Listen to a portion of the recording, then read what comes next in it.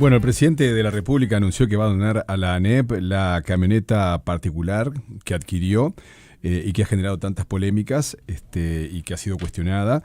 Y de esta forma él pretende terminar con este diferendo. Ya hemos profundizado en lo que ha sido toda esta acción y todos los anuncios realizados en las últimas horas. Pero el hecho de que diga, bueno, vamos a donar a la ANEP, nos lleva a conversar con Pablo Caggiani, presidente de ANEP, a quien le damos los buenos días aquí en Informativo Sandy. ¿Qué tal, Pablo? Bienvenido. Buenos días. Buenos días, ¿cómo están? ¿Cómo está la audiencia? Bueno, ¿cómo fue esto de la camioneta? ¿Hubo una comunicación directa? ¿Fue ofrecida en su momento? Me llamó el presidente, me preguntó si nosotros teníamos necesidades de traslado de chiquilines en alguna parte del país. Le comenté que lo que hace ANEP, digamos que tanto en educación especial como en el interior del país hay varios vehículos que trasladan chiquilines y hay licitaciones de transportistas privados para trasladar gurises. Y me preguntó si la camioneta podía servir y nosotros aceptamos la donación, digamos. Uh-huh. Ahí está, y va para Montevideo, para el interior, ya se tiene una idea aproximada de... Eso es lo que estamos trabajando ahora, de a cuál de esos traslados es más útil la camioneta, pues una camioneta con 8 pasajeros, digamos. Claro, claro. Es en régimen de donación. Técnicamente, ¿cómo es el procedimiento? Un procedimiento de estas características. Nos dona como nos han donado otros vehículos, embajadas o organismos, y pasa a ser parte de la flota de ANEP. ¿Qué utilidad se le va a dar? ¿Traslado de estudiantes? Traslado de chiquilines. Traslado de chiquilines, ahí está. Ya que estamos, ¿cuántos vehículos se dedican solamente al traslado de chiquilines? Es en todo el país, obviamente, ¿no? Es en todo el país. Son un montón de vehículos. De hecho, hay ómnibus, hay minibuses, hay camionetas. Y hay licitaciones además. No tengo por esa razón el total de los vehículos, pero son miles de chiquilines. Pensemos que hay zonas del interior donde las barreras de acceso son importantes, es decir, en distancia o en horarios muchas veces, y los gurises que asisten a escuelas de educación especial en área metropolitana que muchas veces viven en la otra punta de la ciudad, y esos chiquilines tienen transporte escolar.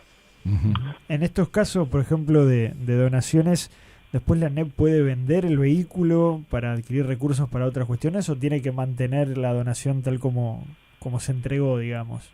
No, eso hay que ver lo que se coloca en el contrato de donación, digamos. Si es una donación modal, es con un uso solo, y mientras el bien exista va para eso. Así se han donado terrenos para escuelas rurales o vehículos, o puede ser la donación del vehículo sin ninguna condicionalidad, y la administración queda con posibilidades de hacer otras cosas.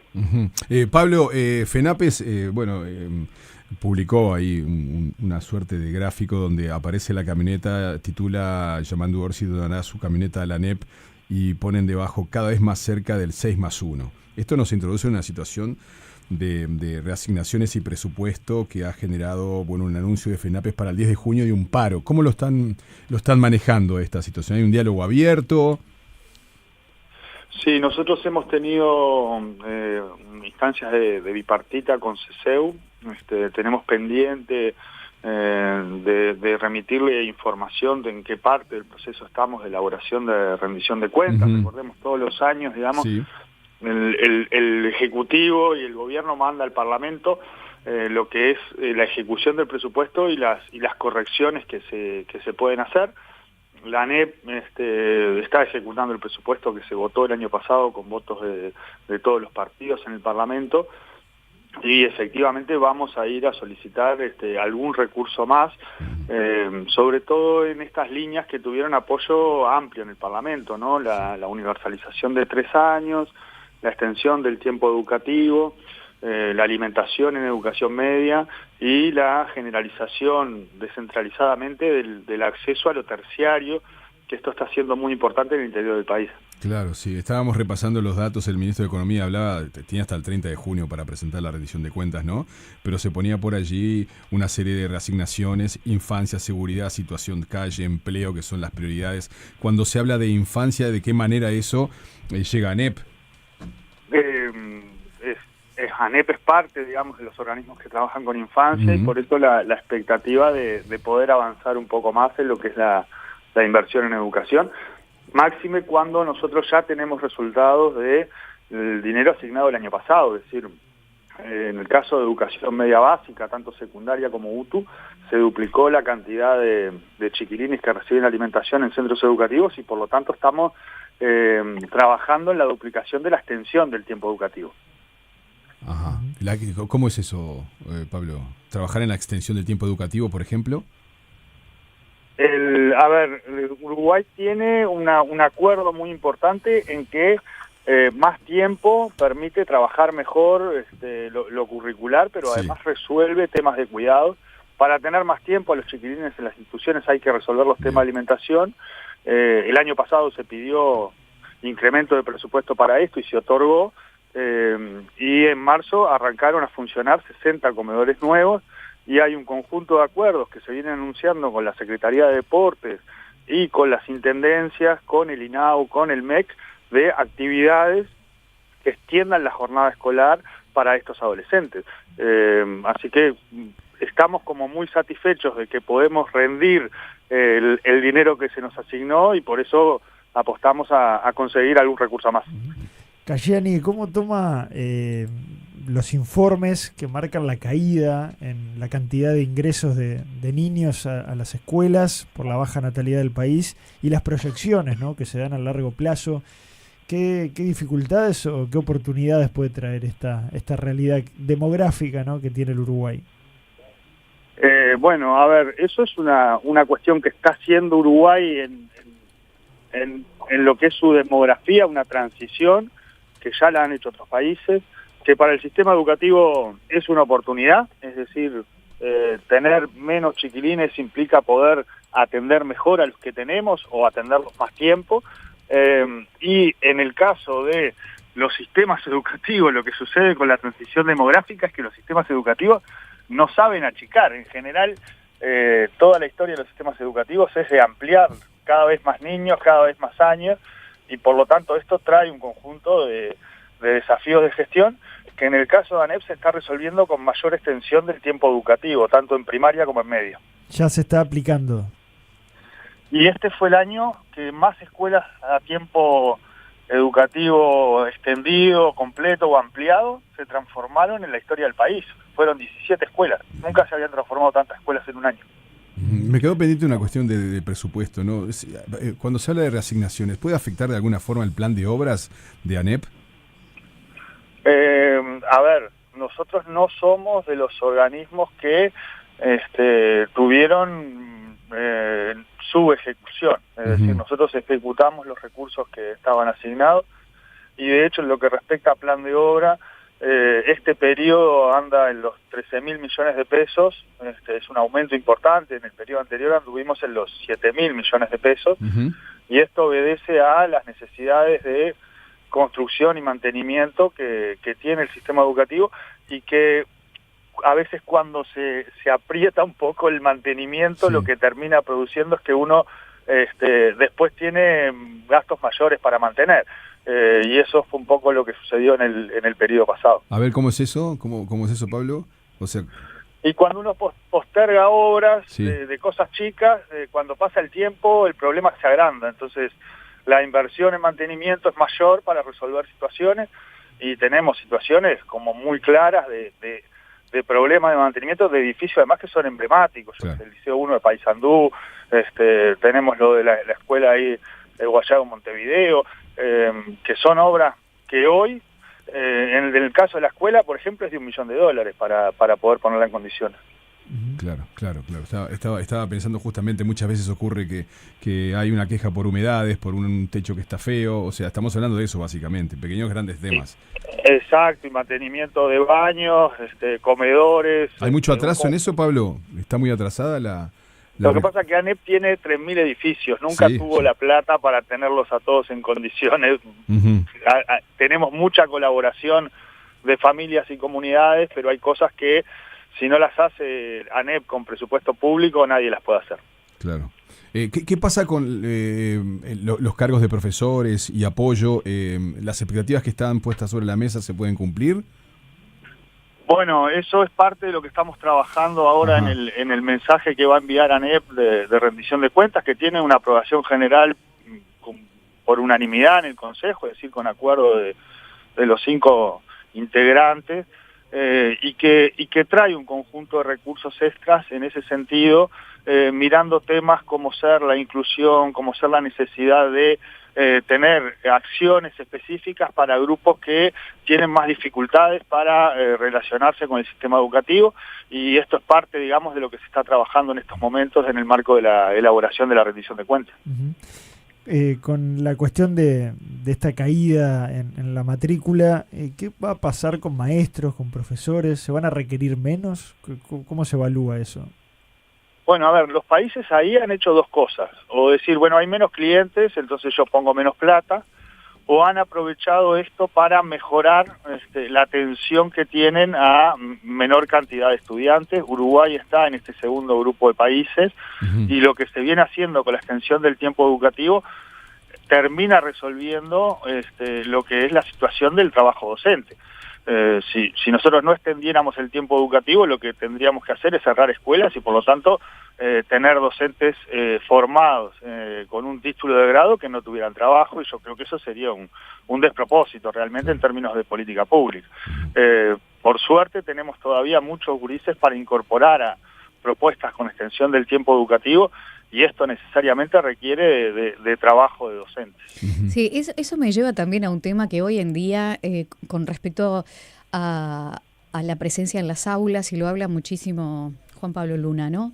Que ya hoy en día la foto es de un ausentismo escolar enorme y ya hay aulas vacías en nuestro país.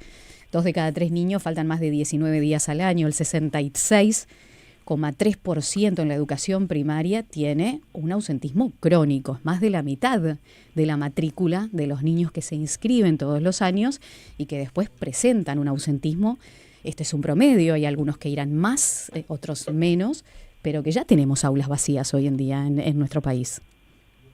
Sí, a ver, ese es un fenómeno que en Uruguay era un tema antes de la pandemia nos desparramó, digamos, y Uruguay no lograba mejorar después de la pandemia esto de la asistencia asidua, ¿no? Lo de no el niño que no está, sino el niño que está pero falta.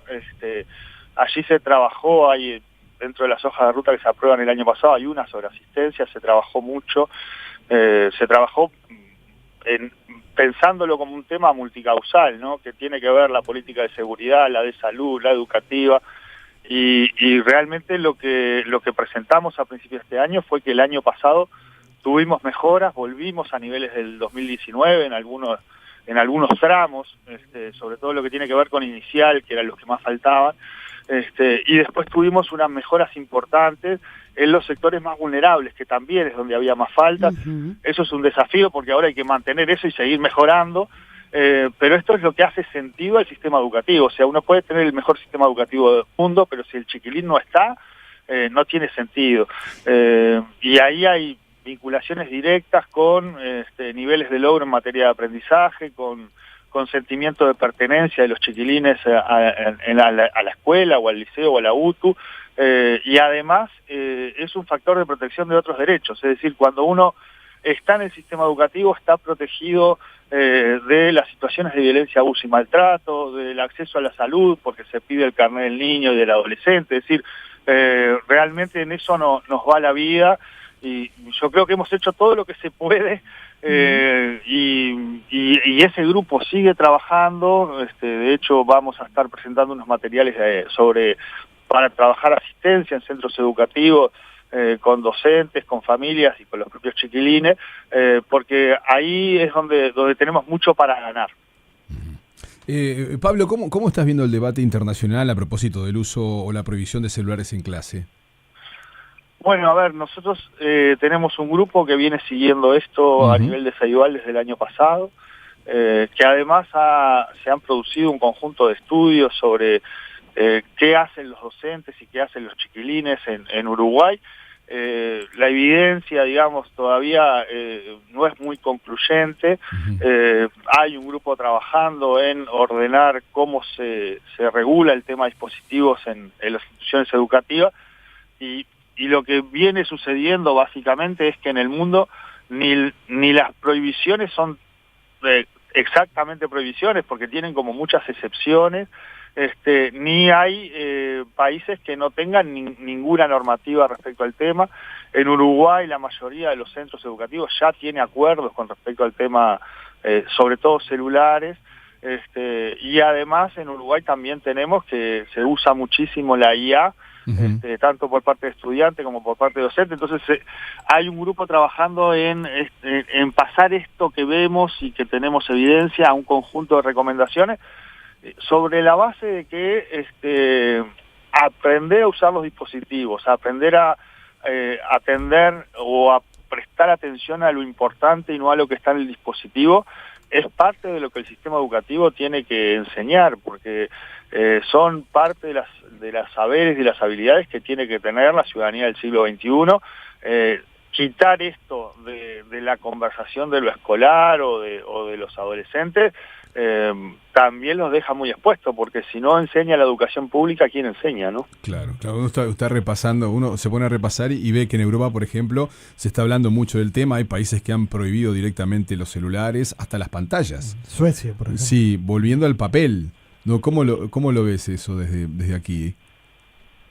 Nosotros nunca abandonamos el papel, porque venimos un poco más atrás. Claro, tenemos claro, igual, tenemos dispositivos, pero tenemos cuadernos para leer y escribir y cuadernos para hacer matemática, que se le entregan todos los años a los gurises en edad escolar, que básicamente lo que plantean son lecturas y actividades que son papel y lápiz, como de la vieja escuela. La vieja escuela. Pero ¿a ti qué te parece en lo personal? ¿Tú crees que muchas veces el celular o la propia inteligencia artificial puede conspirar contra el razonamiento de un niño, de un adolescente? ¿Es un atajo, es un camino fácil ese? Ha cambiado al sistema educativo, lo tensiona mucho esto, porque los sistemas educativos curan muchos años los temas antes de que entren al aula.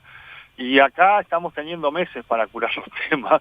Entonces, y hay modificaciones que son muy importantes, digamos, la inteligencia artificial ha dado vuelta a todo lo que era una evaluación tradicional. No tiene sentido hoy una evaluación como la que conocimos nosotros cuando íbamos a estudiar, porque lo hace la IA. Entonces hay que reformular prácticas y cuidarse de estas cosas y cuidar a los chiquilines de esto, que son plataformas corporativas mundiales. ¿Y ya ha ingresado la inteligencia artificial en el sentido, se van a impartir cursos, se están impartiendo? Pues digo, es una tecnología que, como tú mencionabas, está modificándolo todo, absolutamente todos los aspectos de la vida. ¿Se empieza a pensar o a formar docentes en la materia? ¿Hay algún plan en ese sentido? Tenemos todo lo que es ciudadanía digital de Ceibal, tenemos universalizado en cuarto, quinto y sexto año de primaria pensamiento computacional que aborda estos temas, que hace que los chiquilines sesguen, por ejemplo, un algoritmo para ver cómo puede tener resultados que no sean correctos. Se trabaja en ciencias de la computación, en todo lo que es media básica, y por supuesto que hay formaciones a nivel de bachillerato, terciario, de UTU, y hay formación para docentes, pero es tan disruptivo el cambio y es tan extendido el uso, es decir, yo creo que el estudio que presentamos sobre uso de IA por parte de docentes para planificar, para evaluar, etcétera, estábamos hablando de que 6 o 7 docentes de cada 10 usan esto, y la mayoría lo usan en los sistemas gratuitos, donde por un lado le están dando su trabajo a la plataforma, es decir, porque ahí hay una propiedad intelectual, digamos, de planificaciones, de evaluaciones, de formulación de cursos. Y sucede lo mismo con los chiquilines usan la IA, pero usan la versión gratuita, quedan muy expuestos a lo que es el entrenamiento de la máquina, porque esos datos se usan para eso, pero además quedan sus datos allí, en la máquina.